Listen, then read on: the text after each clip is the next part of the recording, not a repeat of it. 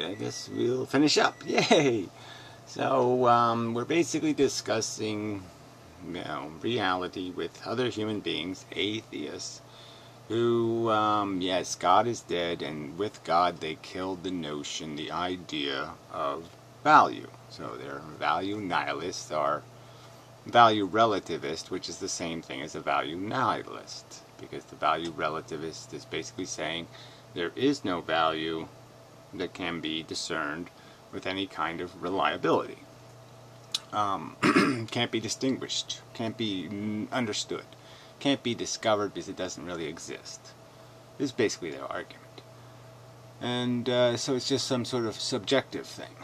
Like whether you like chocolate ice cream or vanilla ice cream is the same as saying Holocaust bad, eating ice cream good. Those two comparisons are the same. You can't tell the difference. It's subjective, emotional reaction. There's no logic to be applied. And you, as a sentient being, have acquired no information by having sensations. So, about a couple hours ago, I was having a bad period, anxiety, it's not healthy at all. And, it's informative, because you say, ooh, this is really bad. It tells you something. This is not a good sensation. This is not feeling well. This is absolutely horrible.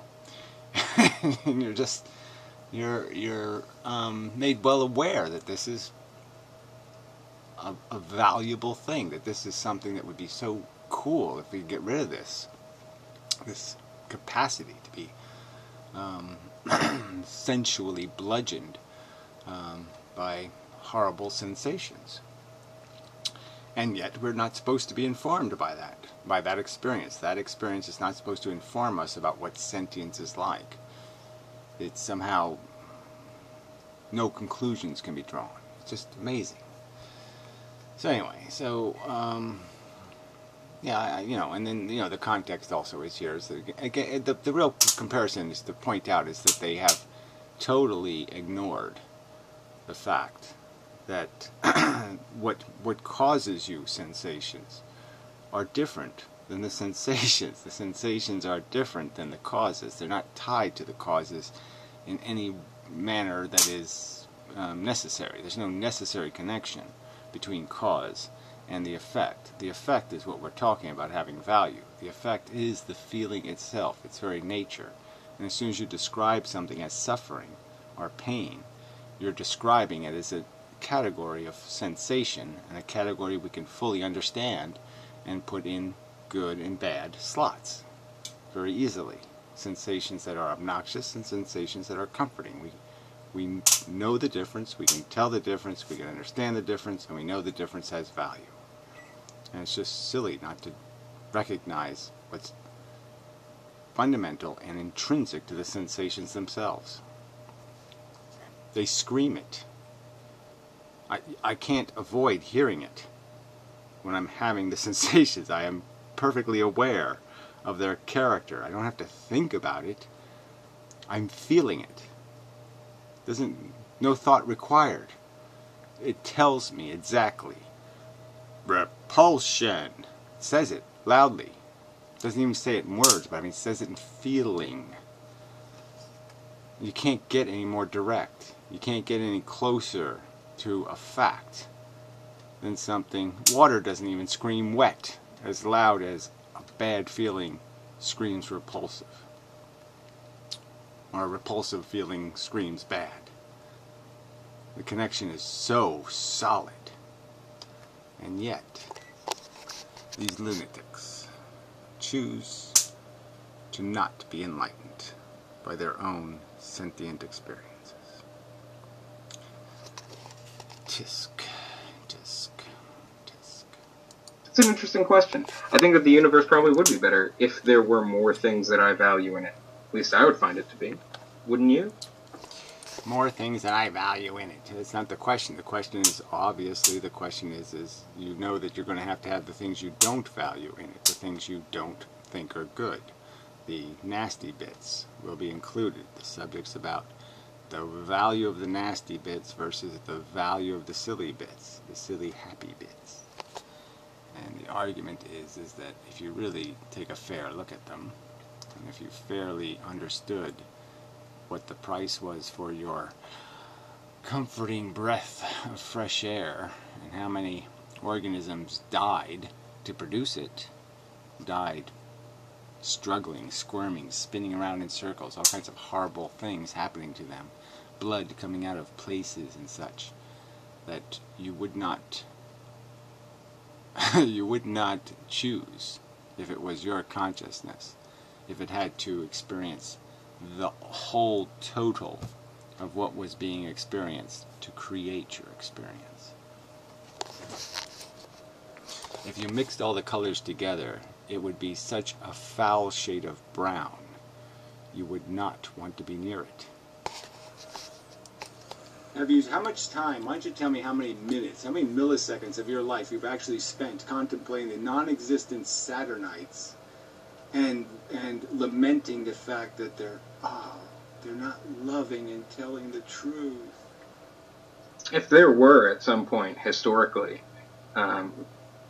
Saturnites who were honest, loving beings, and they all decided to end their own existence, I would find that terribly sad. Right, even though they were committing world wars regularly, enslaved their people, had a whole biosphere of sentient creatures that were dying in grotesque amounts. Some organisms, 1,000 babies die for every one that lives to be a year old.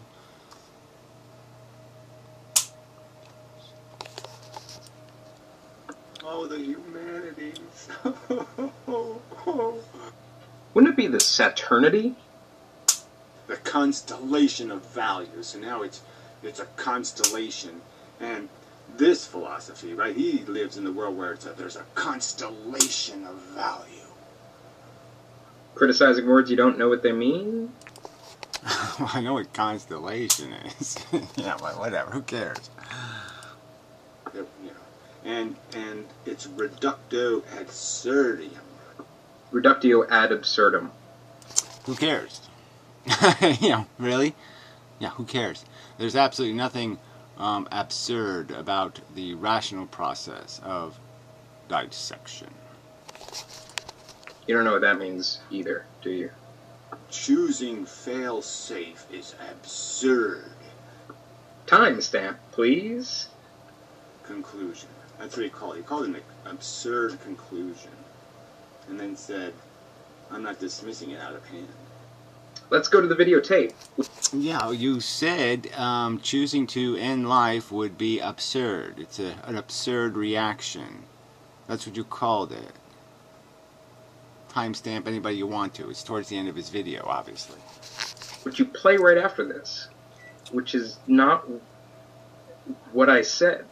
Schopenhauer and Kierkegaard specifically that do affirm that. So I don't want to dismiss out of hand or make fun of someone who's an antinatalist or something like that. I'll just say that their conclusion is that absurd.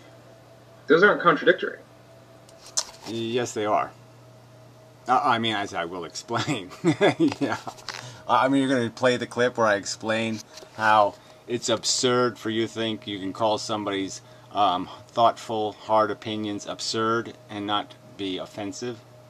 Do you really believe that's reasonable? You go up to Dawkins and say, Mr. Dawkins, sir, I think your whole evolutionary theory is absurd. I think you're a silly person.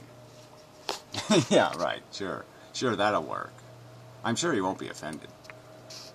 There's a difference between antinatalism and antinatalists. I could say that all sorts of isms are ridiculous. It doesn't mean that I want to shit on every person who affirms the various isms that I disagree with or that I think are absurd. So I don't know what did that just mean? So antinatalists and antinatalism are different things. And is there any point in even doing this shit?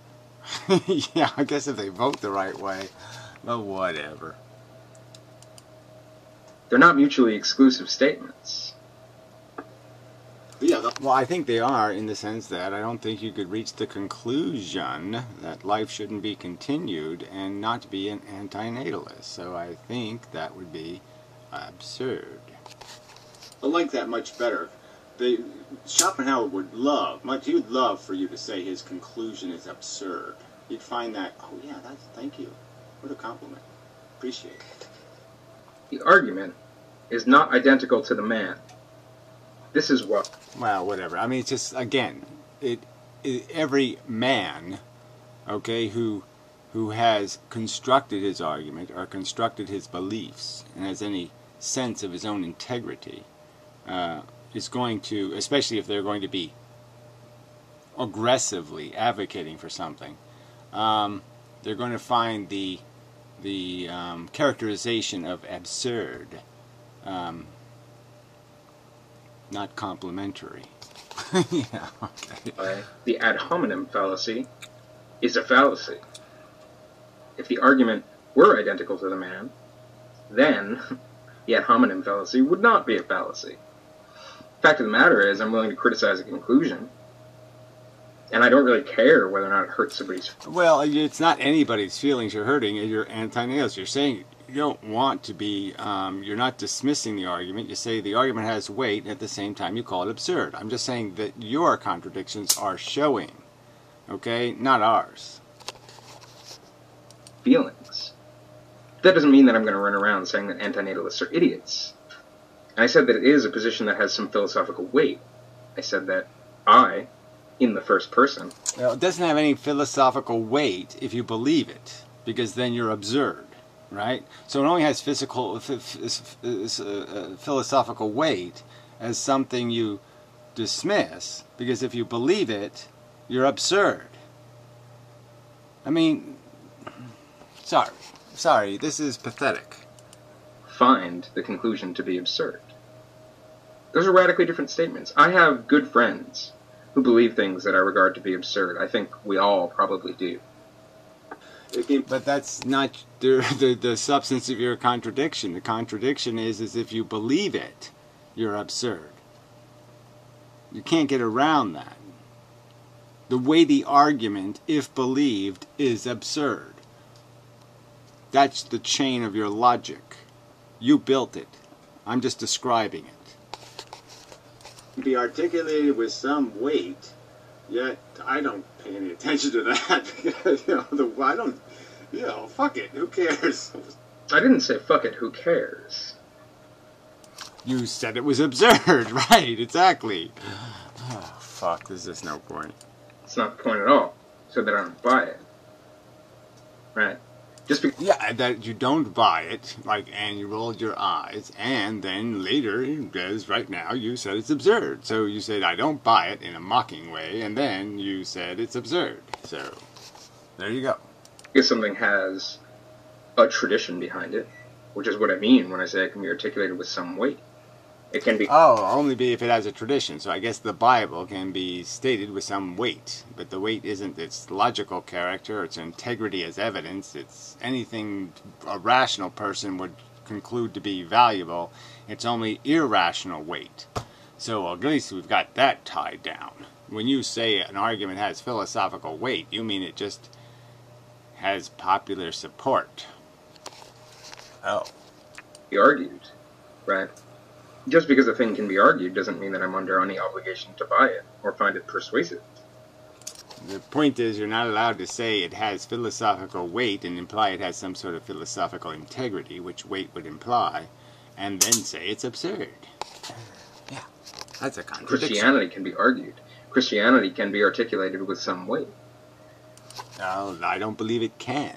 I don't think it can be argued with any weight whatsoever, not even a single ounce of evidentiary or rational or reasonable weight. It is clearly storytelling. It's clearly nonsense. It has no coherent connection to anything in the evidential record. It's just absolutely babbling bullshit. It might as well be, gold engraved, the story of the three pigs. It might as well be. It has just as little credible hope of being anything near the truth. Doesn't mean that I have to be a Christian. Doesn't mean that I believe it, right? If you don't get... Well, do you necessarily believe the Three Pigs or Goldilocks or Little Red Riding Hood? Because they're all fucking stories of just as much credibility as the silly Bible. Get a gooey feeling for it, then there's no point in talking about it. So if I don't take all legislation and all theoretical science and put little ribbons on it so you can get emotional about it, there's no point in talking about it. I am currently talking about it. You're not. You're conceding the argument that you're not talking about in a serious manner. All right? That you have no capacity to sit there and even imagine that, well, if you're correct that value does originate with feeling organisms, then your conclusions are perfectly sound, and I have to concede that you have every sensible right to act on them, because that's what I would do if I rationally believed something wrong was happening, there was victims that needed rescuing. I too would say, let's rescue the victims. But you're not saying that. You're saying it's absurd. Wow. Ooh. Phew. Yeah, that's a big one. Yeah, no profound bells are ringing. Oh, he should have played the... He didn't let me read the Nietzsche quote. The silly little Nietzsche quote, which I probably can remember. Let's see. No, any man who's after happiness is just a silly English cunt. Something like that. Only a silly English cunt could want to be happy, or something like that. Just so fucking profound. Just... yeah. Wow. Saying it doesn't give you a gooey feeling inside, and therefore we shouldn't talk about it? I don't know. I don't see that it has... I don't have anything to say on the subject of Englishmen versus Germans in terms of either one being my kind of folk. It's a fair cop kind of description if you have to pigeonhole us. Again, at no point in the video that you're talking about. I mean, he just took out the pigeonhole us as negative utilitarians. That's a reasonable pigeonhole. That's what I said. Reasonable. So, yeah. Wow. Slice and dice. Did I say a single thing about anything that you thought, and in fact explicitly? I mean, just you know, I don't mind people doing this, you know, play my video thing. But he's not playing the clips completely. He's cutting clips out, okay? So there's a whole context that he's not playing. So let's understand that he's not being fair to the content. He is, by his discretion, dissecting it into little pieces. So let's recognize that, the assholes who say, well, you're just getting what you do. This is quite different from what I do. He said that I wasn't going to be talking about anything that you thought. Even though we never asked you to do that, thank you very much. But if you have to do it, I think I just said we, right. So I'm talking about anti-natalists again. Not me, anti-natalists. It certainly would be the rational terminology, but a will, people, anti-natalists believe in a will to be happy? Didn't say that I believe that antinatalists believe in a will to be happy. So the antinatalist arguments that I've seen, including the ones that you've advanced right now, actually, suffering is bad, it should be avoided, and there is a calculus by which we can talk about the reduction of suffering. And the willful choice to stop reproducing is a way to totally end suffering, right? Right, fail safe. Doesn't have anything to do with that little happy word. Yeah. Is that a wrong paraphrase of what you said, of what you have been saying so far? It's not relevant to your commentary that somehow anti-natalists are worried about happiness, when what they're worried about is the expense of the project. That emerges from within a utilitarian framework. So when I say the utilitarians in a certain form, I believe I say, utilitarians in a certain form, or the classical utilitarians, claim that we want to be happy and we want to reduce. Again, like I say, if we would have just played the whole clip, this would have been clarified, right? It was about me conceding, look, you want to use utilitarian, that's your business, but yeah, let's use the negative utilitarian because that's more accurately describes the community. suffering.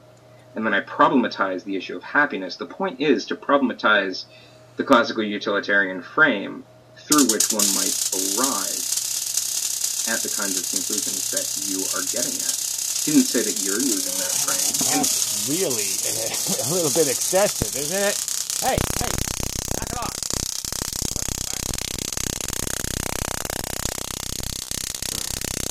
I mean, what is that hysteria?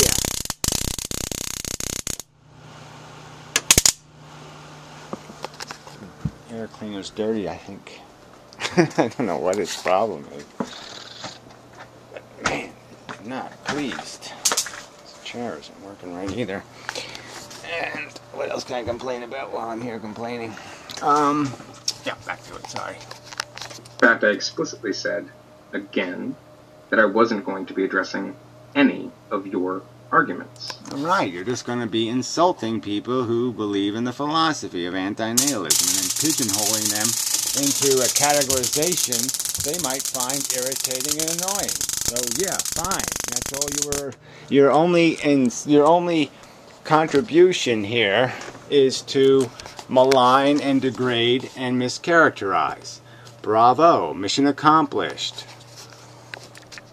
He considers antinatalism a rash conclusion because, there's obviously so much that the human race has demonstrated its magnificence. It's right on the brink of being so fucking brilliant. Whether or not, I think I used the word radical, but you might be right, I might have used the word rash. Whether or not the human race is brilliant does not make antinatalism not a rash claim. Pardon the double negative.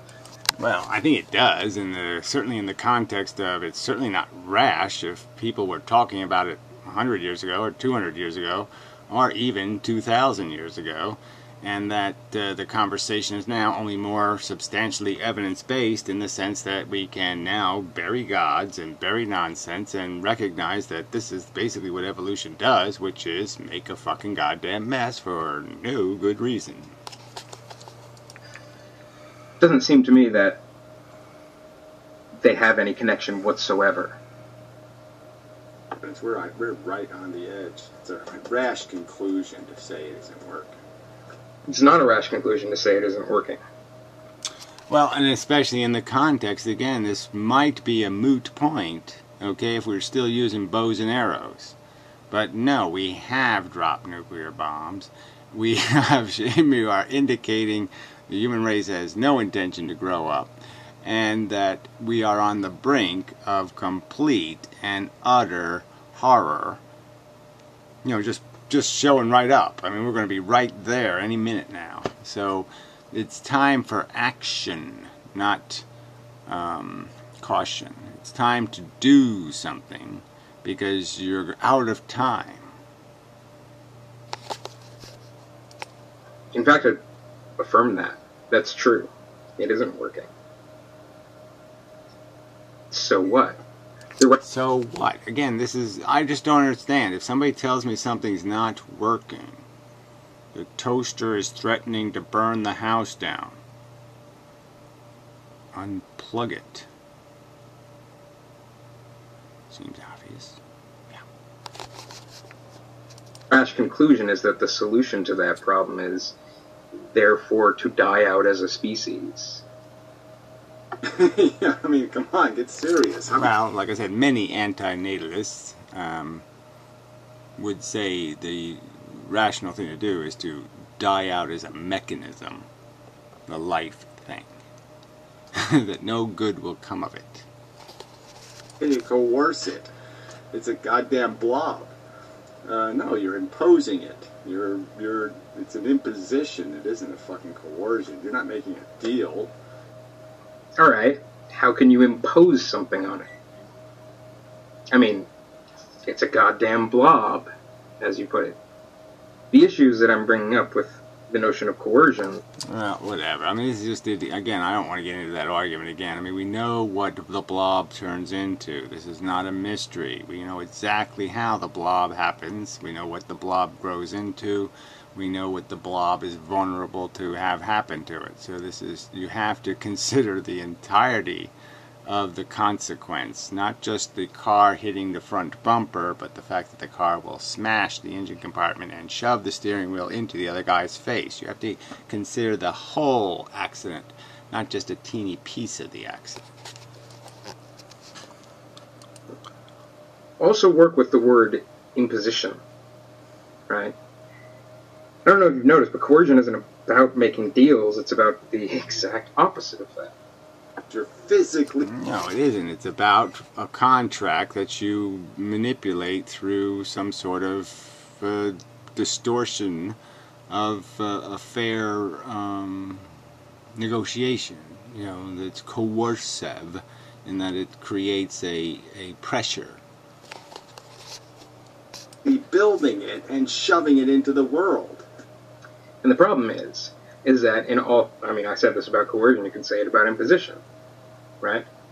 In all cases where I would use the word imposition, I impose X on someone or something, that thing already has to exist. It has to already be in the world. Well, again, so I can't impose pollution on the future by just, all I have to do is dump the pollution in a container that won't release the pollution for a few hours, and now I haven't imposed the pollution because it didn't happen to something right now, sentient right now.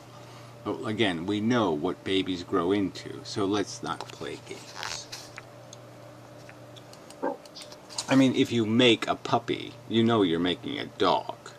There's no doubt about what it'll turn into, is there? If you farm puppies, you know you're making dogs, right?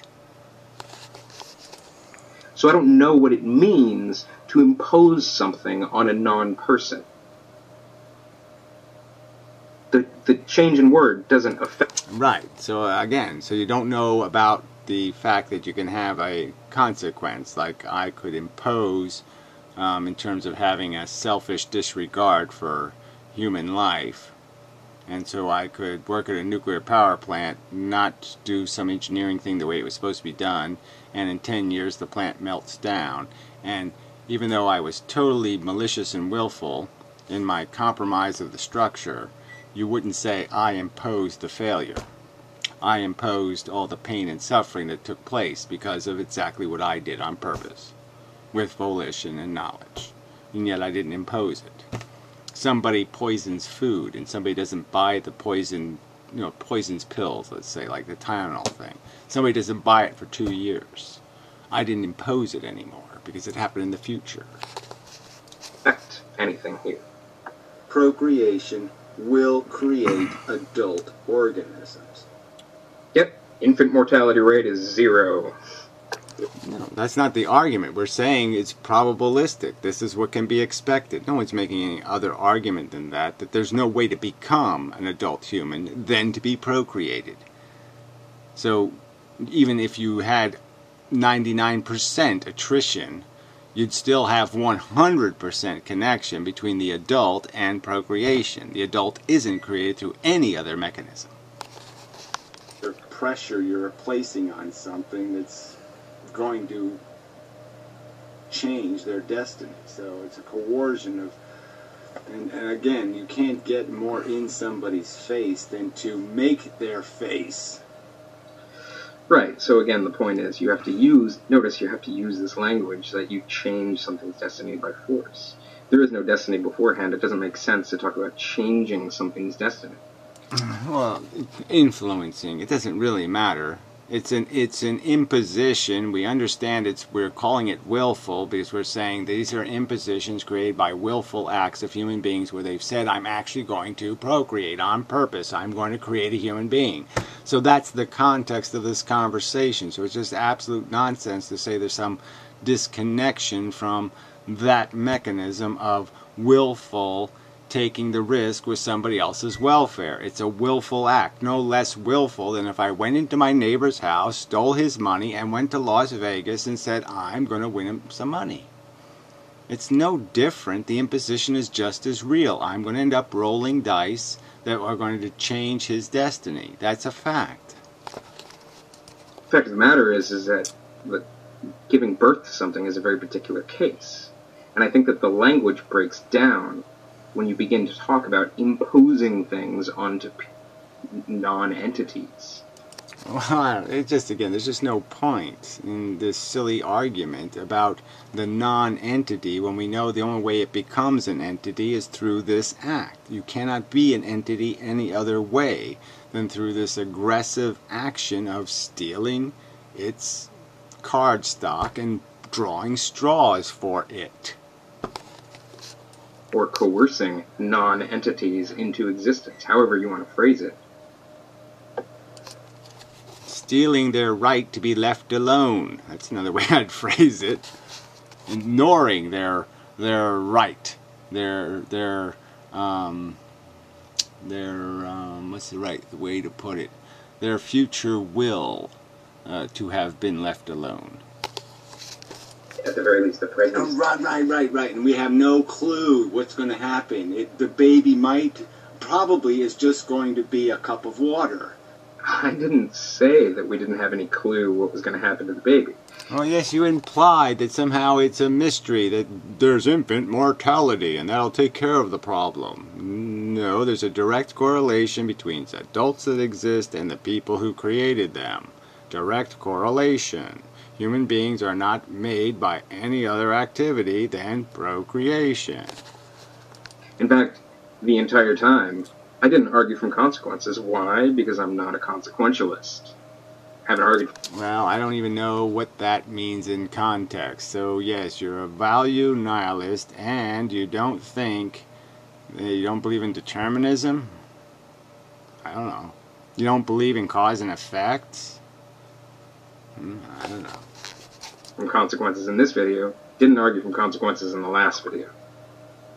In fact, if you can find me one example of me arguing from consequences, please give me the timestamp. Arguing from consequences. I guess I just don't know what you mean by that. So sorry. Yes, you've over my headed that there's some possibility other than cause and effect. There's something other than consequences to be measured. What is all that fucking beepy shit? Somebody's Skyping. I'll have to go see what it is. Yes, it'll be fun. iPad. And you're just like, why the fuck am I talking to people this fucking... Don't need that yet. Oh, look at that. Little Christian is leaving me messages. Gee, I'm so excited. I was talking to Andy, douchebag. Yeah, like that matters. I was talking about silly value nihilists who might as well be dumber than a 6-year-old because they're talking shit even a 6-year-old can figure out is shit. Go ahead, try to convince a 6-year-old that, his tummy ache isn't bad. Go ahead.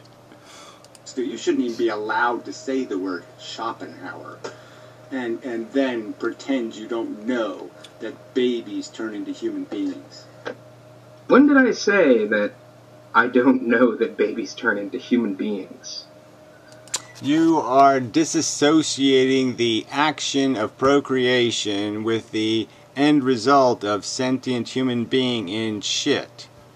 That's the disconnection. It's pretty clear you're trying to disconnect the two activities, procreation and adult in shit. Timestamp, please. I mean, you're staring at the video. Just what timestamp is that? Because it's not in there anywhere. Oh, yeah. Well, I'm not really staring at the video at the moment, so I'm really not going to do this timestampy shit. The ontology thing, epistemology thing, whatever crap. Words are hard. It's a very complex amount of stuff happening. I don't know. The words is hard. It's, again, some of them are difficult. You should see how people pronounce my name. I mean, just amazing. But does that mean something? No, I don't think it does. I think we know. I mean, obviously, concepts are hard for you. So maybe I'll just say that. Concepts are hard. Value. Good, bad. Me no can figure outy. Yeah. So because there's a lot of stuff between turning the key and the car running, you're going to say you can't see the connection, or you can only see connections that are very quick in time? Didn't say anything like that. Well, it seems like that's what you're trying to say. You're trying to say there's no connection, no direct connection between the act of procreation and the 6-year-old who dies of cancer. You're saying there's no real connection between those two activities, and I'm saying there's an obvious direct connection between the horror imposed and the imposer. Again, timestamp, please. He's one of these value relativist assholes. He thinks people just make up value. There's no such thing as child molesting being bad, and there's no such thing as harm being a bad thing, because sometimes harm is perfectly good because you make lots of money off of it. So if you can torture one slave and make 100 people really happy by torturing him, it's a deal, man, no problem. There is not one point in here where I talked about relativism, or implied relativism.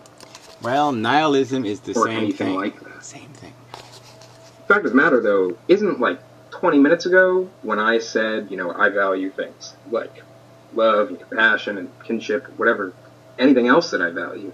Didn't you say, like, oh, you value that, and you're expecting all of us to value that? How are you not a relativist, or at least in that moment, are you not contradicting what you're saying right now? No, I'm saying the only thing that's of universal value, which all things have to value, is sentient feelings. They don't have to value anything else in the universe. They just have to value the welfare of a sentient being. They have to account for their impact on its welfare. That's what they have to account for. If they can spare it from trouble, if they can prevent it experiencing harm, if they can in any way change the equation that enhances the welfare of sentient life in the future, then the obligation exists. That's what I'm saying. Yes, sentient welfare trumps everything. Fact of the matter is that you're relativizing certain values when you find it convenient, and you're not relativizing other values when you do find it convenient. So, Bullshit. I'm saying my nonsensical joys of whacking off or doing this or doing that are just as useless as your senseless joys in the face of obscene horror. If obscene horror is going to be the price of those, it's no deal, whether it's mine or whether it's yours. So I'm not being unfair. I'm saying there's only one thing you have to value, and that is sentient experience. I'd like you to sketch out some kind of heuristic for telling us what kind of values you feel like are arbitrary for other people to espouse. All values that aren't appreciative of the value of sentient welfare. So if you value diamonds for some other reason than their effect on sentient creatures, if you value anything in the fucking universe for some other reason than its impact on sentient creatures, its ability to help them feel better, if you don't value it for that reason, it's crap. It's a crap value. Versus the values that you espouse, which are not relativistic. See, I've just pointed out how they all are relativistic. The fact that what I derive pleasure from, what fantasies I have, what is all crap. It means nothing. The only thing that means something is that I am sentient and I will have a welfare. That is all that matters. I will exist in a certain level of comfort, and I will experience certain experiences that will degrade the status of that thing in the end. And in the end, there's a color this all makes. And if it makes a blue color, it's good, blue-green. And if it's red something else, then it's bad, It's not that complicated. Seems to be a totally, again, arbitrary judgment. It's not totally arbitrary in the sense that the two extremes are easily understood. The two things on the two sides of the fence are really easy to categorize. Okay, there is this blob of shit that's down the middle somewhere, but we certainly know that concentration camps and slavery and plague and all kinds of influenza, all kinds of things are on that side of the fence, the suck side, and other things like I don't know, comfy chair are on this good side. And we can do that. We can figure out which things are not on the fence and what side of the fence they fall on. And we can do that for 90% of the crap. And so let's do it with the 90%. And we'll just leave the 10% alone because it's wobbling in the middle of nowhere. And one more thing. Didn't you say that you meant the word value at the beginning of the video, that you meant the word value in an amoral sense? No. How could I possibly mean value in an amoral sense? I'm saying that the word moral has no meaning in an intelligent conversation, because the word is directly and indissectibly attached to the poopy organs of religion, okay, and dogma. This isn't a moral statement like there is an edict. Okay, all there is a recognition of value, creation in the sentient experience. It doesn't create a morality. It certainly creates logical oughts. Good, good, bad, bad. Make more good, make less bad. Not too complicated. What is the value of this thing? What is the exchange of this thing? What is the cost-benefit analysis in relation to this thing? And again, most of those equations are really not that difficult. Most are not complicated. Most. Because the concept of values within the context of a moral framework is radically different than the context of values within the framework of an economic system. Well, says you. I'm saying there is no such thing as any... The word moral is useless, and everything is a cost-to-benefit analysis. Everything that has meaning must be subjected to and survive cost-to-benefit analysis. To be a good thing, it must be understood to be good by cost-to-benefit analysis. So this is an equivocation. And again, you're back to this moment of, no, don't call this a moral argument. Yeah, no equivocation on my part. No, I didn't even open the moral door a crack. So you're full of shit, as usual. But I'm going to use all these moral terms in their moral senses when it's convenient. I don't use moral terms, and I don't use them. I only use them when somebody else injects them into the conversation, and I'm obliged to play the game in their field. But otherwise, I always attempt to migrate understanding to the concept of value and its creation, not the concept of authority telling you what is or isn't. It's a logical conclusion based on evidence. Value is evident, in my opinion. Value is evident. Anyway. So that was preposterously not that much fun.